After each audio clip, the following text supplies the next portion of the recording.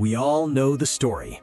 An iceberg, an unsinkable ship, a tragedy. But what if the sinking of the Titanic was not an accident?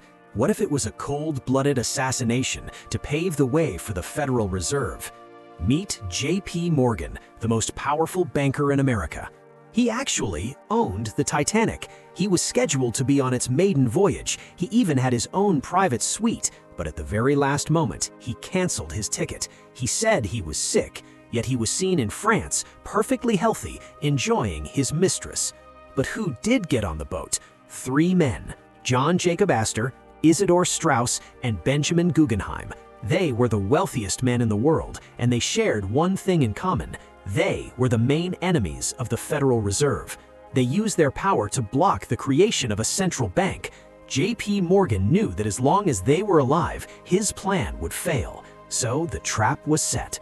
The Titanic sailed into the darkness. No red flares were on board, only white ones, the color of celebration, not distress. The captain, Edward Smith, was mysteriously speeding from an ice field. When the ship went down, Astor, Straus, and Guggenheim went down with it. But here is the creepiest part. 14 years before the Titanic sank, a man named Morgan Robertson wrote a book called The Wreck of the Titan. It was about an unsinkable ship. It hit an iceberg in the North Atlantic. It didn't have enough lifeboats. And the name of the ship in the book? It was called the Titan. Was it a prophecy, or was it the script that J.P. Morgan followed?